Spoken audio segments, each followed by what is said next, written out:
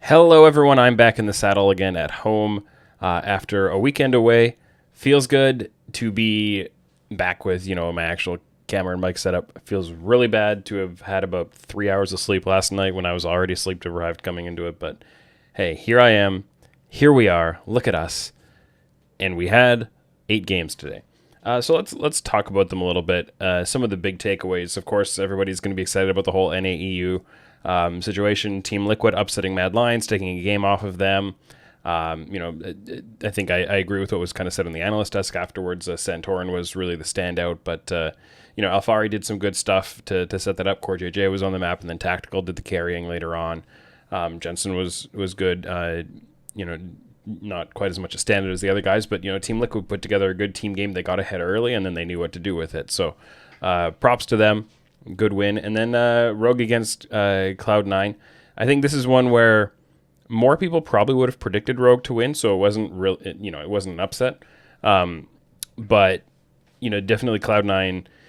It felt like watching an MSI game from them, where it's like, oh, there are bits and pieces there where you put that together and that together and that, and like there are some really good things there, but then there are also the really silly or big mistakes that kind of offset those, and ultimately Cloud9 just couldn't compete. And Rogue were much more unified and together. I thought Hansama had a good game, and they just played better as a team, and were definitely clearly the better team in that game. So 1-1 NA versus EU. That's not really what we're here about for Worlds, but entertaining games, and we're going to get some more matches like that to be excited about and get to watch. So looking forward to that. Let's talk about kind of who the standouts were. I already mentioned that Santorin impressed me, but I think there were some players who overall were much more impressive, and the number one for that would be Owner for me from T1. He just had such a massive game. He played Talon. He and Carrier, definitely the two of them led that game, but as I said in the write-up version of this, which make sure if you want to read through the thoughts in a little more structure, head over to oracleselixir.com and read that. And Carrier could have been and probably would have been selected by a lot of people as kind of the standard of that game with his Yuumi play and kind of carrying on the Yuumi. But I thought Owner was a little bit more worthy of a shout out from my perspective. Just a preference thing. His talent did some stuff. I don't know how much of it was just the sleep deprivation, but there was the one play where he kind of jumped over the wall into 4 people and almost instantly triple killed, and then added a fourth afterwards. I think it was actually a quadra. I think I tweeted about it being a triple, but and I actually did a good 6 to 8 second laugh over my desk quietly, trying not to wake up my kids. It was just comical how strong he was and how fed he had gotten at that point. So I enjoyed that. And I think also BDD and Showmaker both deserve shoutouts. Showmaker, he was just pick a name out of that Damwon team and what they did to FPX, and I picked Showmaker. But for BDD, obviously he made the teleport play early on off of his first reset into the top lane to join a tower dive, just the mid and top laner diving and no jungler involved. That was a little different, but they made that work to get it, and then he came back into his lane and he got 2 solo kills in pretty short order, and that was all Gen.G needed, was that. And then they just closed the game out with macro from there. So BDD, a really good game. And he's a player who, when he was first coming into the SCK, he was one of those guys he's going to be the next one, right? The next big, kind of what Showmaker became. But Showmaker actually got there, and BDD never quite did. He was always he's one of the better mids in the SCK, but he never quite took over and seized the throne for himself.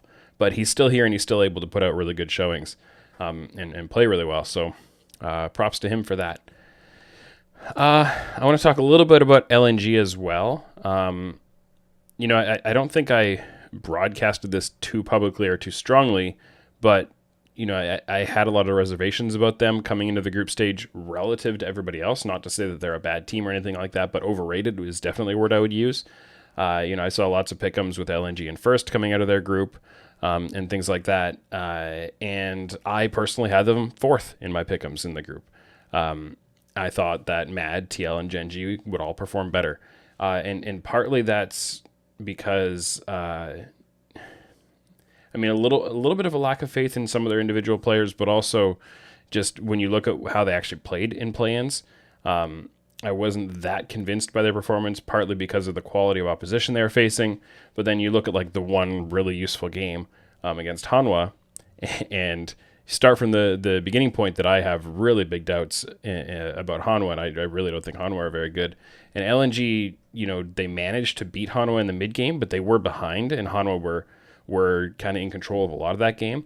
And that was, I think, a bit of a starting point for me to have a lot of doubts about LNG, that they struggled against Hanwha. I don't really have faith against them. So,